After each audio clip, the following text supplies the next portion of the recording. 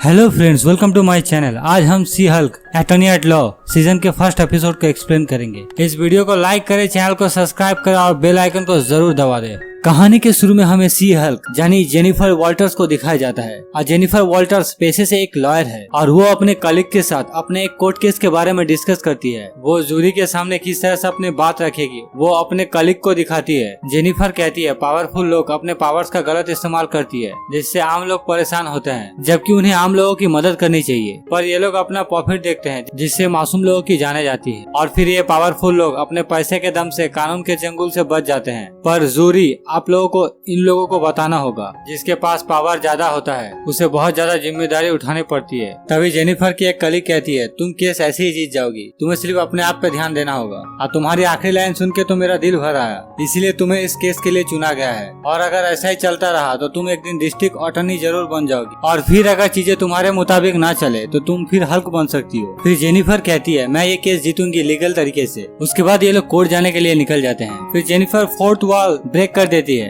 और हम व्यूअर्स को बताती है कि वो सी हल्क है। दरअसल कुछ दिन पहले वो एक रोड ट्रिप पे गई थी अपने कजन ब्रूस बैनर के साथ और उसके साथ एक हादसा हुआ था। उसके बाद कहानी फ्लैशबैक में जाती है जहां हम देखते हैं जेनिफर वॉल्टर्स और ब्रूस बैनर को, और ये दोनों कार से कहीं जा रहे होते हैं। जहां ब्रूस कहता है पूरे दुनिया को बचाने के बाद सबने सोचा था मेरा हाथ ठीक नहीं होगा, पर ये धीरे धीरे ठीक हो गया और मैंने ये नया डिवाइस बनाया है ताकि खुद को मैं इंसानी रूप में रख सकूं। उसके बाद जेनिफर वॉल्टर्स ब्रूस से कैप्टन के बारे में पूछने लगती है। दरअसल जेनिफर कैप्टन का बहुत बड़ा फैन होती है। वो बैनर से कैप्टन के गर्लफ्रेंड के बारे में पूछती है। जेनिफर कहती है मैंने हिस्ट्री चैनल में देखी है, स्टीव रॉजर के आर्मी में भर्ती होने के पहले उसकी कोई गर्लफ्रेंड नहीं थी। उसके बाद वो कैप्टन अमेरिका बन गया, फिर वो 70 सालों तक बर्फ में जमा रहा। उसके बाद वहाँ से निकलने के बाद उसने काफी बार अर्थ को बचाया। फिर सरकार ने उसके सर पे इनाम रखकर भगोड़ा करार दिया। फिर उसने बहुत सारी परेशानियां झेली। तभी हम देखते हैं इन लोगों के कार के सामने स्कार प्लैनेट का एक स्पेसशिप कॉमोडोर इनके कार के सामने आ जाता है। तभी इन लोगों का कार अनबैलेंस हो जाता है और वो कार फिर क्रैश कर जाता है। ये लोग रोड के पास के एक खाई में ही गिर जाते हैं। इनकी गाड़ी पूरी तरह से पलट जाती है। तभी यहाँ जेनिफर कार से बाहर आती है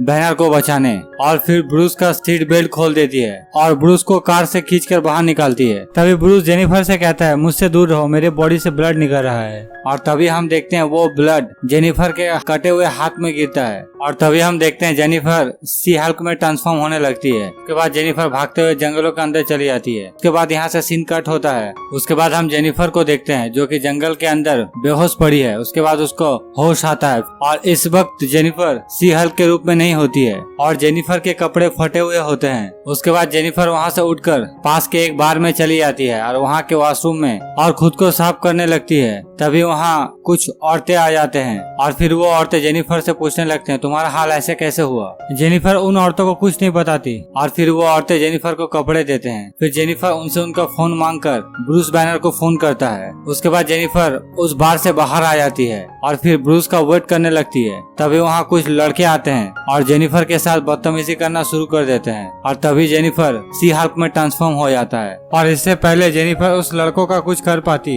तभी वहाँ हल्क आ जाता है, जेनिफर को रोक देता है। उसके बाद यहाँ से सीन कट होता है। हम देखते हैं जेनिफर को एक घर में। फिर जेनिफर बेसमेंट में आती है जहाँ वो देखती है हल्क को। दरअसल ये हाइड आउट हल्क का ही होता है जो कि टोनी स्टार्क ने उसे बना के दिया था और यहाँ एक हाईटेक लैब भी होता है। फिर जेनिफर ब्रूस से पूछती है तुम फिर से हल्क बन गए। उसके बाद ब्रूस कहता है लोग मुझे अब स्मार्ट हल्क कहता है। उसके बाद जेनिफर पूछती है ये कौन सी जगह है। ब्रूस कहता है मेक्सिको और ये वो जगह है जहाँ ब्लिप के बाद मैंने अपने दोनों शख्सियत को मिलाया था और तुम फिक्र मत करो, मैंने तुम्हारे पेरेंट्स से बात कर लिया।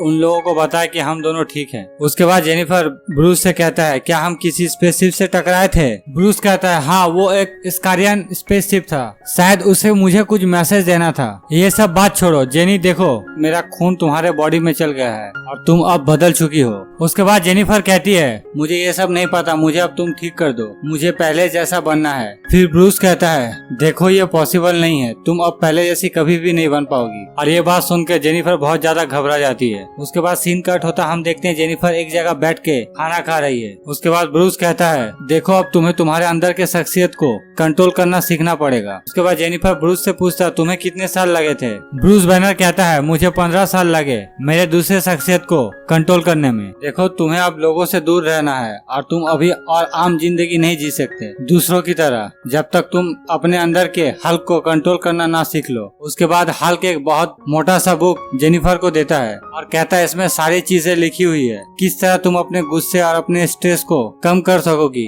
उसके बाद ब्रूस जेनिफर को एक चेम्बर के अंदर डाल देता है और उस चेम्बर में बड़े बड़े कटर लगे हुए होते हैं। तभी ब्रूस उस मशीन को ऑन कर देता है। तभी वो कटर घूमने लगते हैं और जेनिफर की तरफ बढ़ने लगता है और फिर जेनिफर बहुत ज्यादा डरने लगती है। तभी जेनिफर सी हल्क में बदल जाती है। उसके बाद जेनिफर उस मशीन को वहीं रोक देती है और फिर उस मशीन को तोड़ देती है और फिर उस चेम्बर के ग्लास को तोड़ के बाहर निकल जाती है। पर वो बाहर आकर भी जेनिफर ही रहती है और ये चीज देखकर ब्रूस भी हैरान हो जाता है। उसके बाद ब्रूस जेनिफर से कहता है, क्या तुम्हें ऐसा लग रहा है कि तुम गाड़ी के डिक्की में बंद हो और गाड़ी कोई और चला रहा है? जेनिफर कहता, नहीं, मैं जैसा हूँ मुझे वैसा ही फील हो रहा है। फिर ब्रूस कहता है, मुझे तुमसे जलन हो रही है क्योंकि तुम्हें अब सालों तक मशक्कत नहीं करनी पड़ेगी तुम्हारे दूसरे शख्सियत को कंट्रोल करने के लिए। फिर जेनिफर कहती है, जब मैं पहली बार सी हल्क बनी तब मेरे दिमाग में बहुत ख्याल आ रहे थे पर अब मैं ठीक हूँ। उसके बाद ब्रूस उस बुक का सामने के कुछ चैप्टर को हटा देता है और कहता है, अब हमें इसकी कोई जरूरत नहीं है। उसके बाद जेनिफर कहती है, तो अब सब कुछ ठीक हो गया? फिर ब्रूस कहता है, इतनी जल्दी नहीं, तुम किस सिचुएशन में सी हल्क में ट्रांसफॉर्म हो जाओगी इसमें तुम्हारा कंट्रोल अभी भी नहीं है। उसके बाद जेनिफर कहती है, तो अब मैं क्या करूँ? फिर ब्रूस जेनिफर से कहता है, जब मैं हल्क से इंसान में बदलता था तब मैं कहीं बेहोश होकर पड़ा हुआ होता था या फिर नताशा मुझे लोरी सुना देती थी। उसके बाद जेनिफर कहती है,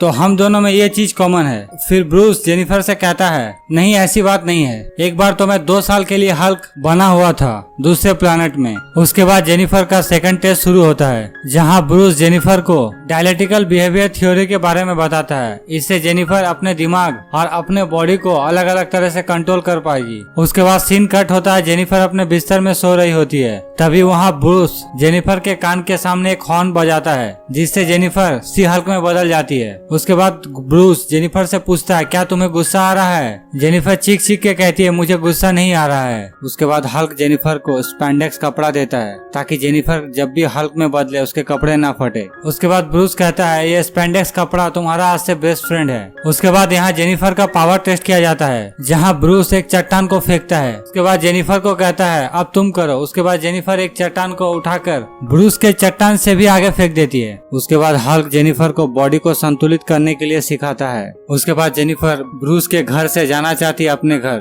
अपने दुनिया में, पर ब्रूस उसे ऐसा करने के लिए मना करता है। उसके बाद इन दोनों के बीच लड़ाई शुरू हो जाती है। उसके बाद हम ब्रूस और सी हल्क के बीच अच्छी फाइट देखते हैं जहाँ सी हल्क ब्रूस को अच्छी टक्कर देती है। उसके बाद हल्क जेनिफर के ऊपर थंडर क्लैप का इस्तेमाल करता है जिससे जेनिफर बहुत दूर जाके गिरती है और इन दोनों के लड़ाई के बीच ब्रूस का बार टूट जाता है। उसके बाद जेनिफर और ब्रूस मिलके फिर से उस बार को ठीक करता है जहां ब्रूस जेनिफर से कहता है, तुम अपनी आम जिंदगी में लौट सकती हो। उसके बाद कहानी प्रेजेंट टाइम में आता है जहां हम देखते हैं जेनिफर को केस लड़ने के लिए कोर्ट जाती है और केस चलने के दौरान कोर्ट में एक सुपर विलेन आती है जिसका नाम टाइटेनिया होता है और वो वहाँ कोर्ट पे हमला कर देती है। उसके बाद जेनिफर का फ्रेंड उसे सी हल्क में बदलने के लिए कहती है। उसके बाद जेनिफर सी हल्क में बदल जाती है और फिर टाइटेनिया के ऊपर हमला करती है जिससे टाइटेनिया गिर जाती है और तभी वहाँ पुलिस टाइटेनिया को पकड़ लेता है। उसके बाद ये एपिसोड यहाँ खत्म हो जाता है और इस एपिसोड में एक पोस्ट क्रेडिट सीन है जहाँ हम देखते हैं जेनिफर ब्रूस के साथ बैठी हुई होती है ब्रूस के बार में और जेनिफर कैप्टन स्टीव रॉजर के पर्सनल लाइफ के बारे में हल्क से बातें करती है। वो कहती है कैप्टन ने इतने सैक्रिफाइस किए और फिर वो कुमारा ही मर गया। तभी ब्रूस कहता है